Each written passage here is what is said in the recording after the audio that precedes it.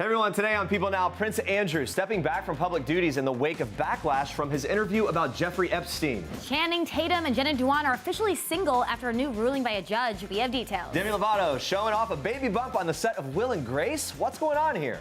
My daughter, she don't like playing with toys. Like, she just like playing with stuff that she's not supposed to play with. Cardi B tells people how she's prepping for the holidays. Well, I cook, so I find you stay in the kitchen. Yeah. Jamie Lee Curtis and the cast of Knives Out give us their tips for surviving the holidays with family. It's all live today on People Now. Let's go.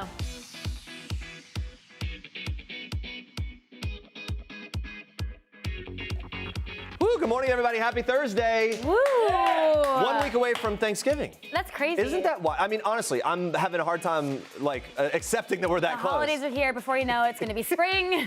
Yeah, we're really holding on to that warm weather in the way in the future. Very excited. Let's talk today about some big royal news that has everyone talking. Prince Andrew will be stepping back from his royal work. In a statement released on Wednesday, Andrew announced the shocking decision following his bombshell interview with the BBC about his ties to disgraced financier Jeffrey Epstein. Andrew's statement says in part, quote, "It's become clear to me over the last few days that the circumstances relating to my former association with Jeffrey Epstein has become a major disruption to my family's work and the valuable work going on in the many organizations and charities that I'm proud to support. Therefore, I have asked Her Majesty if I may step back from public duties for the foreseeable future, and she has given her permission." By no longer performing public duties as a member of the royal family, Andrew is hoping it takes him out of the line of criticism and that it helps dampen the public's anger over his links to Epstein. Andrew will likely retain his title as the Duke of York and will keep his place in the line of succession to the throne. He is 8th, immediately behind Prince Harry and Meghan Markle's 6-month-old son, Archie. Many family members in the line of succession are not actually considered working royals, like Princess Anne's children Peter Phillips and Zara Tindall. Andrew's daughters, Princesses Beatrice and Eugenie, also don't have official working roles within the royal family, despite having causes that the monarchy champions.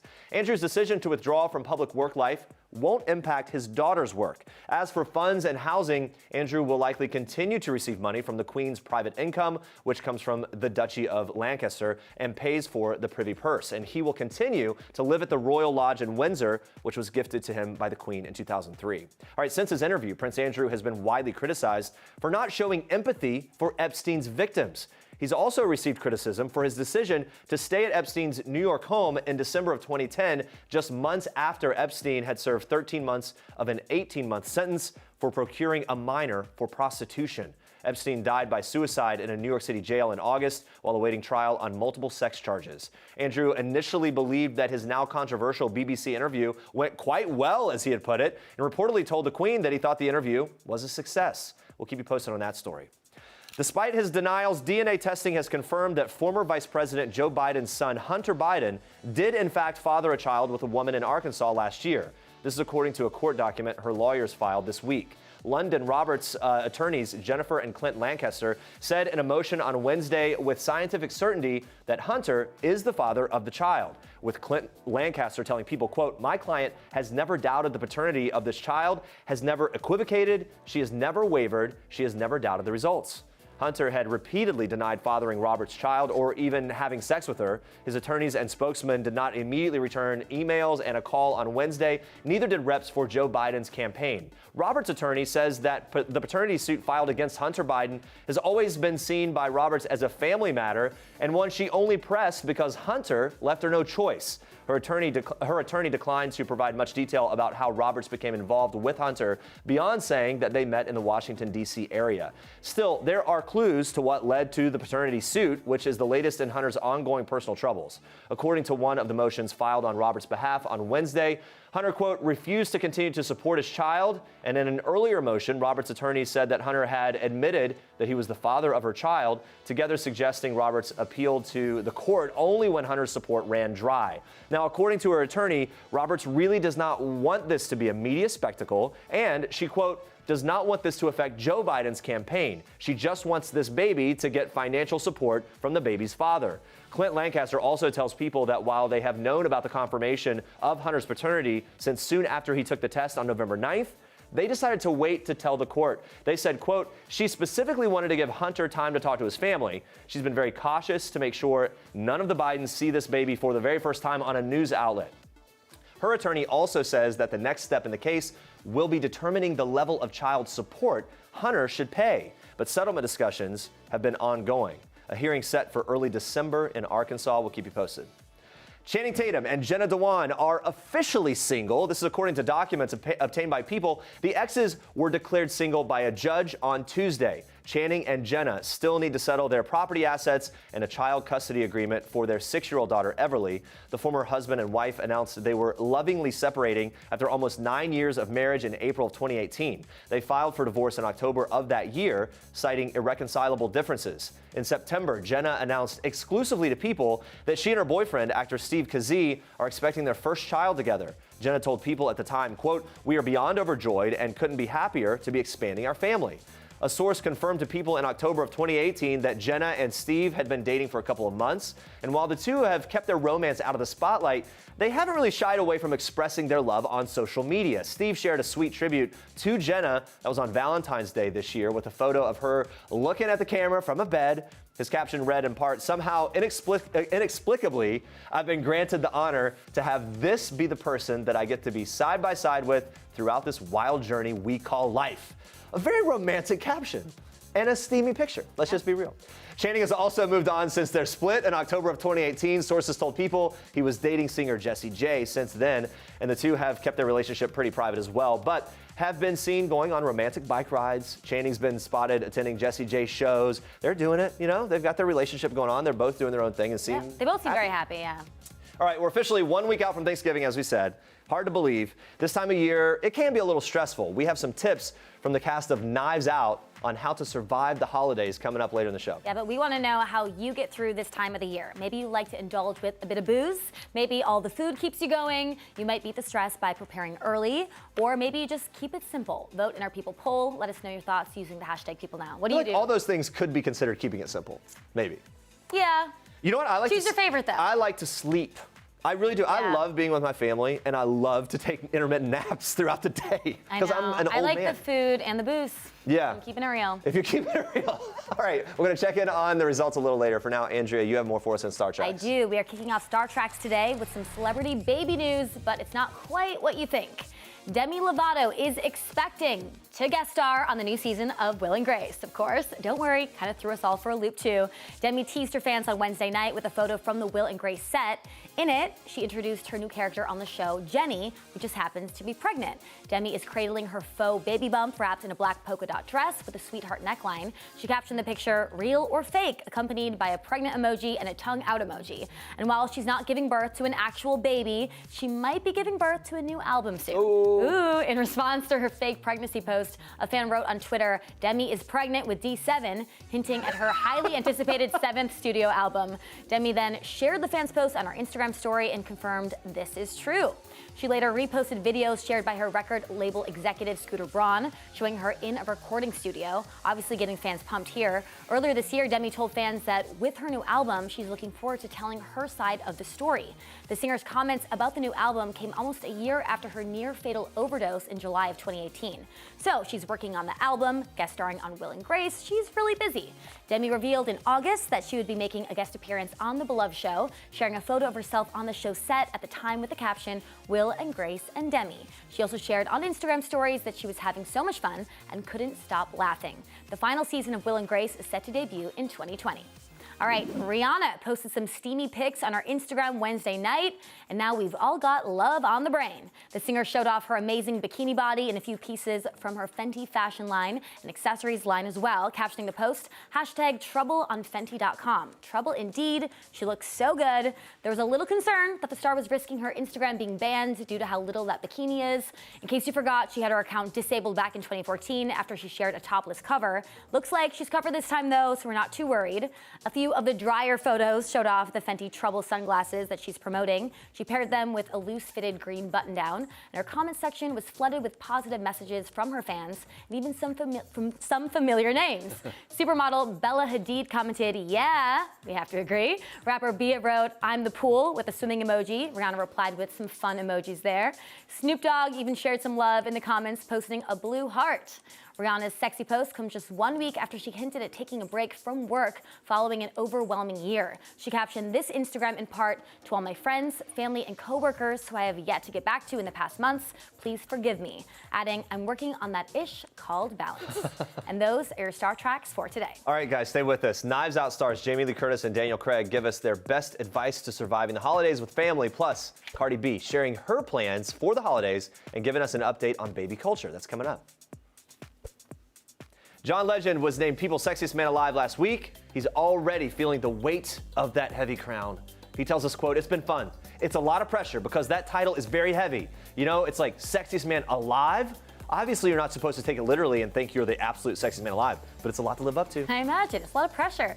John also tells people that following in Idris Elba's footsteps has made it even harder to live up to, but he's still having fun with it. He also says, "It's really nice of people to give me the recognition. It's been a fun week." Meanwhile, John's wife, Chrissy Teigen, has also been enjoying the moment. When the news first broke, Chrissy hilariously shared her thoughts on Twitter by writing, "My secret is out. I have fulfilled my dream of having boned People's Sexiest Man Alive. An honor." Of course, Chrissy would say something like that. John tells us she was genuinely happy for him, adding, "She knew it would be a mixed bag whenever you get this title because there's always haters that'll come up. She's had fun with both sides, the good and the bad." Yeah, Blake Shelton, who held the title in 2017, gave his fellow voice coach some advice on being the sexiest man alive. Stay off social media because all the haters will have something to say about the honor. Remember how Blake was the one to announce John's big news during an episode of The Voice. In case you did miss that moment, watch this. The legend! 2019 People Magazine Sexiest Man Alive! There it is! Legend! Thank you. The crowd goes wild, Yeah. Blake goes wild. He even presented John with these. It's a customized pair of bedazzled shorts with the acronym VEGOTSMA on the backside in silver sparkles. It stands for John's ultra impressive voice, Emmy, Grammy, Oscar, and Tony wins, plus now this latest honor, SMA, which of course is Sexiest Man Alive. Right on the booty. Now, John has yet to wear the short shorts. He told people, quote, "No one's tried them on yet, but confirmed they're hanging in his closet." He adds, "We like to keep a memorabilia stash for future purposes. Maybe we'll do some kind of auction in the future. Who knows how we'll use it." He's got to wear it. Yeah, they go for a lot more money if you wore them once. One photo, one like Insta post or something. All right, as for the holidays, John's looking forward to having family over for Thanksgiving in Southern California. He says there will be a lot of cooking, lots of eating. They're also going to be celebrating Chrissy's 34th birthday that weekend. And John says he doesn't know if she wants to do a big thing, but since everybody's already going to be together, he promises this: "We'll make sure we celebrate her well." And I'm sure she'll be posting about that on Twitter as well. All right, Teresa Giudice says she's not opposed to letting her 4 daughters move to Italy with their father, Joe Giudice, who's been living there while he awaits his final deportation ruling. During Teresa's Wednesday appearance on Watch What Happens Live with Andy Cohen, a fan asked whether or not she would support her daughter's decision to move, to which she responded, "Yes, of course." Although it has not been revealed whether the girls will move there, Teresa exclusively revealed to People that her kids do plan to spend Christmas with their father. Teresa tells us, quote, "They've never spent Christmas in Italy before, so that'll be nice and different. And there's a lot of family there too, so it would be nice." Yeah, so Teresa also shared that 18-year-old Gia, 15-year-old Gabriella, 14-year-old Melania, and 10-year-old Adriana wanted to spend Thanksgiving with their dad in the Bahamas, but Joe probably won't get his passport in time. So Christmas in Italy it is, which honestly, Sounds from really my nice. perspective, sounds nice. As for whether Teresa will be joining them, she says, quote, "It depends on my work schedule." Yeah, Teresa and Joe have been married for 20 years, though they have been living apart for nearly 4. Joe began a 41-month prison sentence back in March 2016 for mail, wire, and bankruptcy fraud. Teresa served a little over 11 months in prison for the same crimes and was released in December of 2015. Joe was released from prison last year, but was held in the custody of Immigration and Customs Enforcement in Pennsylvania as he fought to appeal a judge's deportation order. With all the drama, Teresa's father is blaming Joe for never securing his American citizenship. On Wednesday's episode of The Real Housewives of New Jersey, after a tense phone conversation between Teresa and Joe, Teresa's father slammed his son-in-law for never becoming a U.S. citizen, saying he told him to do so 6 times, but he never did. Tim Robbins is the latest celeb to swing by couch surfing to take a look back at some of his most beloved performances. One of Tim's most memorable roles has to be Andy in Shawshank Redemption, of course. He's a falsely imprisoned man who bonds with fellow inmate Red, played by Morgan Freeman. Tim opened up to host Lola Oganaike on why this film has such staying power. Watch. This is one of the most iconic scenes in cinematic history. I love this film because it really earns this moment. It gets their through a long journey of patience and faith and hope. And I think that's why it's lasted for as long as it has. Did you have any idea that it was going to resonate with fans in that way? I knew the script was so beautiful. All of us that signed on for that film just absolutely adored that script. And it was the best script I've ever read. Yeah, it's such an epic film. Now, Tim currently stars in Dark Waters, which comes out on Friday. It's based on a true story about a corporate defense attorney who takes on an environmental lawsuit against a chemical company with a lengthy history of pollution. Tim and Lola also discuss the importance of being a part of films like this. Watch. Is it important for you to be a part of projects like this? Because I feel like now more than ever, art is playing a significant role in communicating complex ideas. Absolutely. And this movie is made so artfully. Todd Haynes is an amazing filmmaker. As he puts it, it's in a genre that he loves, which I love too, which is you know, the whistleblower genre, All the President's Men, Silkwood, those kinds of movies. But it's telling a story of a real man named Rob Bilott who took on DuPont. I grew up about an hour from where that movie takes place, that whole story. It's really powerful and an important movie for people to see. I can't wait for that. Yeah, all right, you can watch Lola and Tim dive into a bunch of his other roles when Couch Surfing drops on PeopleTV this Friday. All right, the holiday season in full swing. One thing that can make it so much better is a ride on the Polar Express. Such a magical experience. And earlier this month, Lloyd and Angie Swartout thought it would be a great idea to take their son. His name is Ty, and he lives with autism. He wanted to go on a ride. Yes, but the day of the ride, he got so excited that he became overwhelmed, had a meltdown, leaving his family devastated. But then an early Christmas miracle happened. Joining us now, Ty's parents, Lloyd and Angie Swartout. Thank you so much for joining us. How's it going? It's going good, thank you. It's really good to talk to you. Before we get into the story, Ty obviously must love trains. When did you first notice that about him? When he was, I would say, about 4 or 5 years old, he just, every time he saw a train or heard a train, he would get all excited, and choo-choo was one of his first words. He doesn't speak very much, but choo-choo is one of his favorite words to say. Yeah, so this trip is going to be a big deal to him. Obviously, things didn't go as planned. What was your reaction when Ty initially had the meltdown and you realized the train ride wasn't happening? Heartbreak. Both of our hearts just shattered. For sure. Because I knew that the Polar Express is his favorite, Tom Hanks is his favorite, trains are his favorite, so this was like all of his dreams rolled into one experience, and we saw it just come crashing down, and it broke our hearts. Yeah, you know what? Something magical happened after that, though. The conductor then visited you guys later in the night. Give us the details about exactly how that all played out. Sure. The maintenance people had actually came to our room and wanted me to come up to the ticket office, and they wanted to do something for us, whether that was get us a refund or to get us booked on the train for next year. And when I was leaving from there, the conductor came out of the building behind me and asked if he could come to the room. And we walked back to the room, and he waited outside. And I went in and told Ange and Ty that there was somebody special out there that wanted to see him, and I let him in the door, and that is when Ty lit up. He was starstruck. He couldn't believe that he was in our room. Yeah, and he looks so happy in those pictures. But that's not all. The Grand Canyon Railway Polar Express Company decided to rebook your whole trip for free. You guys finally rode the Polar Express yesterday on Wednesday, so how'd it go?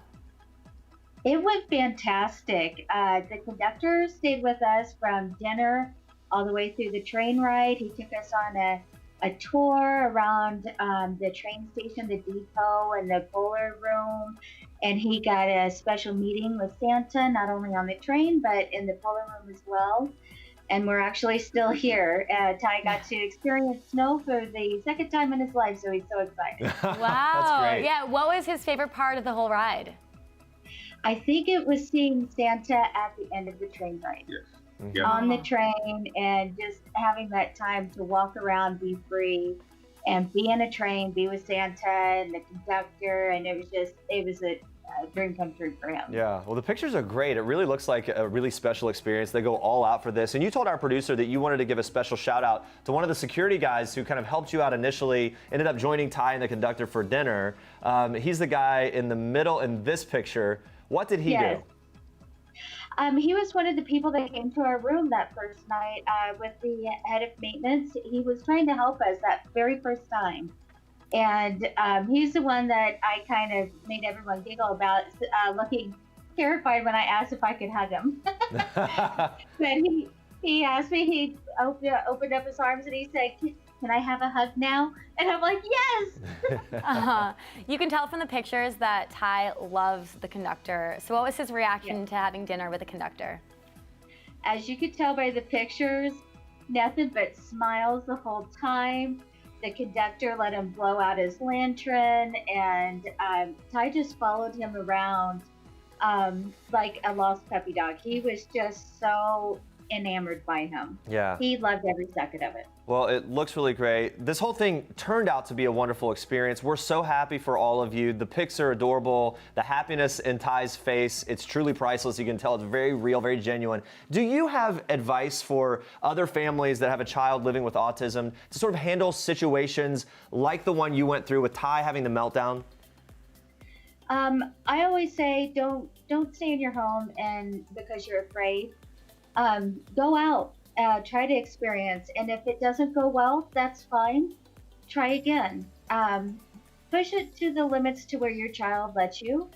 And if you're a stranger and you see something like this happening, walk up to the mom or the dad and ask, "Is there anything that I can help you with?" Because that means the entire world to parents like us. Just keep trying. And even if it's just a smile or a kind word or something, they don't necessarily have to do anything as far as helping with the child, but just a kind word or a smile, that goes a long way. That's maybe the biggest piece of advice for everyone else that might observe something like this happening. Probably not the right time to offer advice. It's the right time to offer support and encouragement. So anyway. Wow. Lloyd and Angie, thank you so much for talking to us, and tell Ty that we say hello. Bye. Thank you. Thank you.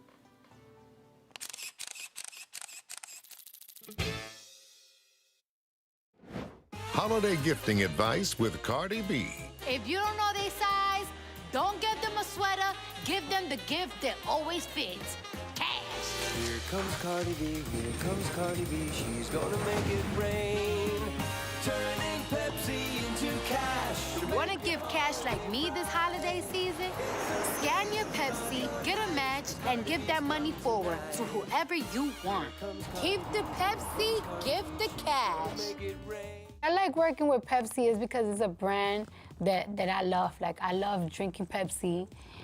And it's like, it's something that I always wanted to do. I always see like big stars working with Pepsi. So it's like for them to pick me, it just makes me feel like, oh, I'm up there. And you know, it's super easy. We have a good understanding and I love them.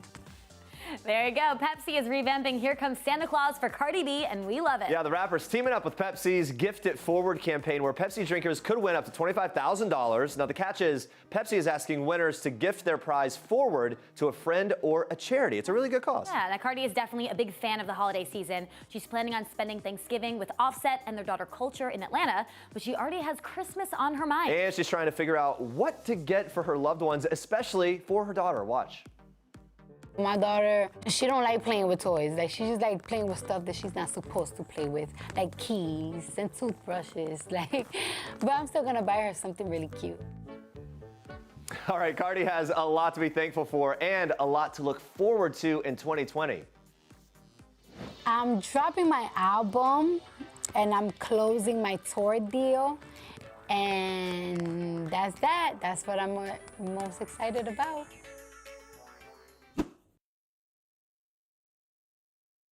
Harlem was cleaning house.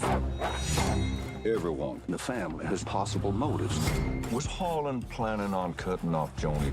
Did he plan to fire Walter? Is Richard having an affair? That's some heavy-duty conjecture. Ooh, this looks so good. Knives Out is putting the fun in dysfunctional family. The hilarious whodunit is hitting theaters just in time for Thanksgiving, and the cast gave us their best advice for surviving the holidays with family. Watch. Don't talk politics. Granted, I don't know what your family dynamic is, but I think that most families have at least one or two people who differ in opinions. Have a big family, so, you know, if 2 or 3 or 4 of your kids get pissed off at you, you still got a whole bunch that like you. Earplugs, and what is the thing that goes over your eyes when you're trying to sleep? A sleeping mask? Sleeping mask. Because after all that turkey, you're gonna want to go to sleep. After you've had your turkey dinner and you're sick of arguing with your family, put them all in the car and take them to see this movie. And you can watch a family that's worse than your own having a dumber argument than yours just had and have a big laugh about it. Very nice. I gotta do this more often. Lots of timeouts. Lock on your Lots door. of times out, yeah. Watch a movie Thinking. for a second. Watch this. Mm-hmm. Damn, Yeah. that wasn't even meant to be a plug, but hey. Exactly. Have one bedroom house so that nobody can stay and they all leave quickly. That is a really good piece of advice. Yeah. No Just one's get staying a small over. place, there's no room Get a for hotel anything. down the street. I'll make the call for you, but you're not staying here. Well, I cook. So, you know, I stay in the find kitchen, you stay yeah. in the kitchen. Yeah. If you stay very, Yeah. very busy, you're not Part of the. part of the sort of long conversations at the table. I think that's the best advice. Cook. Everybody can't cook, but that's what I do. I do like staying in the kitchen. I like to pick at the food the entire time. Food brings people together. I think Yeah. that's solid advice, right? Speaking of cooking, apparently Jamie Lee Curtis ended up spending a lot of time in the kitchen of the house while filming. I've migrated, sort of foisted myself on the owner of the house and ended up sitting in her kitchen table, sitting at her kitchen table all day long every day. And so naturally when you're in a kitchen, you start rearranging their cabinets and asking why is the tea here but the honey's over there, and then you know, and then the next thing you know, you're cooking. I don't think they've quite recovered. They haven't. No. They still can't find the honey. So Jamie Lee Curtis says, I can't find the honey. Yeah, you don't invite me over. I will say it didn't happen on a regular basis, but it was kind of this steady inclination of Jamie becoming the real lady of the house. Yeah. Jamie Lee she basically took over the house we were shooting in. And she got very friendly with the people that lived there, and they loved her and she loved them. And one day I walked in and Jamie Lee is at the stove making potato soup for the family and the crew and everybody. And I'm going, well, make yourself at home, Jamie. Oh yeah, just sit down anywhere. Well, we have consistently croutons. She would make croutons every day just with this delicious garlic and salty. I don't know, it was amazing. The fact is, she was in there. Yeah. And she was becoming a part of the house, part of the family. Can you imagine having Jamie Lee Curtis rearranging your kitchen? I cannot. I wouldn't be mad about it, right? No. Knives Out is packed with talent. It's a fun ride from beginning to end, but don't just take our word for it. When I read the script, I laughed out loud. And everybody laughed at the same jokes that I laughed at when I read it. And that's the biggest thrill for me. So, you know, I think, you know, I can sell it, but I don't really need to because it works. I mean, I'm supposed to sell it, aren't I? Well, no, but I mean, you're selling it by saying the truth, which is if you go to a big theater with this movie, you're guaranteed to laugh and get really angry and try to figure it out and think you're a know-it-all, and then you won't figure it out, and then you'll be delighted that you didn't figure it out, and then you'll go back to see the clues that you missed the first time, and it's just very satisfying at a time when, you know, going to the movies is supposed to be fun. We're supposed to go and have a great time with a group of people. And this movie satisfies on every level. All right, so on a different note, at the Knives Out premiere, Daniel Craig called himself an immigrant and an American, sparking debate over if the British actor had officially become an American citizen. He opened up about what those comments mean to him. Watch. Well, everybody in this country is an immigrant. I mean, that's kind of that's what the country's built upon, and we can't forget it. We can't just dismiss it that it's suddenly like, oh, we're in a new world and the world. But it's difficult and it takes thought and it takes smart people thinking about it instead of dividing people along kind of party lines for one thing, and also along sort of just this anger that kind of builds up. It needs to be discussed. It needs to be and that's hard. And good things are hard to do, and that's so. No, I'm incredibly proud to be part of this, to have an American passport and call myself an immigrant in this country. I'm part of an amazing period in history that created this country, and I'm proud to be a part of it. And finally, in honor of the murder mystery, the cast revealed who among them was guilty, not of murder, of course. Watch this.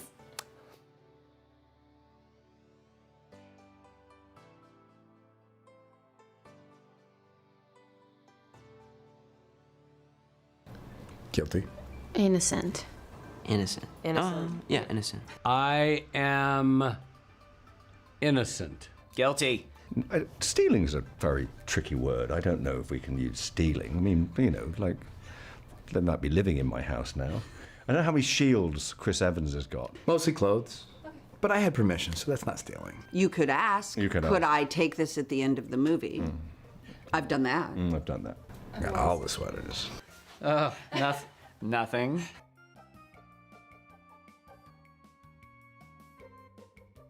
Yes, because apparently I was Batgirl like 3 years ago, and I was intrigued. That's funny. Yeah. I do that every night before I go to bed. Maybe I have 10 done years- that, Maybe yes. 10 years ago, but you learn that. Well, you know what I mean? Like you do in the beginning. You can't help it in the beginning. It's part of human nature. I don't care who you are. When someone says they don't, I think you're full of I am innocent of that. I'm innocent of that. I got over that years ago. Yeah. Unless I go to a premiere with my wife and I want to find pictures of her in the dress that she just wore, and then I'll look and I'll see, okay, we can pull some good pictures of us. Innocent. I don't. I Yeah. don't. Well, Innocent. I don't. You're I'm innocent. innocent. Am Innocent. I? Okay, I'm innocent. He's innocent. Yeah. I can, you know, if I'm flipping through the channels, sometimes I might run across something and I might, and I'll watch a little bit of it. I hardly if ever watch the whole thing. Once in a while, I'm guilty of it. It's interesting after a few years have gone by to sit down and rewatch something and have a different perspective on it. So once in a while, I'm guilty of it.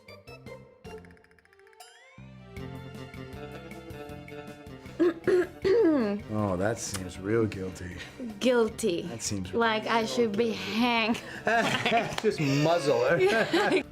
No, I don't want to know anything, so I tell people nothing. Sometimes it's on and like I don't put it on, but it's on and I I feel like watch you're lying right now. I mean, sometimes keep me up with the Kardashians can be fun. I mean.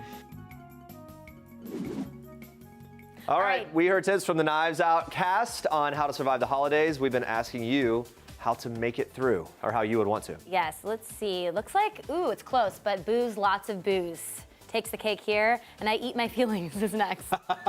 I keep it simple as well. Okay, speaking of booze, here we go. Before we end our show, we're gonna say a major thank you and farewell to our executive producer, Jenny Detoma. Yes, your 5 last years later. show. Wow. How does it feel? It feels really weird, Yeah. but I'm really happy. 'cause Tell I us. think Oh, sorry. I think you guys are in a great place.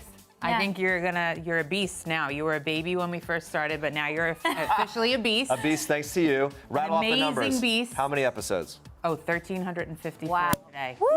Yeah. So 1,354 Keep episodes. And you've made People Now as successful as it is. Hey, People Now this it's weekend. not just me. You've done, I know, but you're the leader. the leader, but a great team. It An hasn't- awesome team. And It's to everybody in the control room here, the producers, the editors, PR, like I said before, everyone, you all did this. We all did this together. yeah. And it's going to continue. So cheers to all you guys. Cheers to you. And thank you. And I'll keep big- watching, and I'll even answer the question of the day. Oh my gosh, thank goodness. Big adventures ahead for you. All Thank right. you so much for everything. Thank you've done. you. Yes, thank you. Thanks, All you right, guys. but Jenny, we're putting you to work before you go as one of your final tasks as our Oh. EP. Please let everyone know what they can tune into to see tomorrow. Oh, all right. Well, coming up tomorrow, Soleil Moon Frye stars in Lifetime's new holiday film, Staging Christmas. We'll also get the deets on the Punky Brewster reboot. Woo, yeah. Plus, we're chatting with Chadwick Boseman and the easy. cast of 21 Bridges. Yes. That's right. Cheers. That's why they're Cheers. Thanks they're big for guns. watching. For now, we leave you with one last thing from country star Carly. Let's dance it Pierce. out. Dance it out. Woo! Okay, that was weird. Hey, I'm Carly Pierce, and this is One Last Thing. My last girls' night was probably my bachelorette party. We went to Dollywood and we drank all the wine in Pigeon Forge. My last big splurge was I bought some really expensive shoes because every girl needs a lot of shoes. My last romantic gesture was I left for New York and I made all of Michael's meals for the last 3 days, so I'm wife of the year. The last time I got starstruck was singing on the CMT Awards with one of my idols in life, Trisha Yearwood.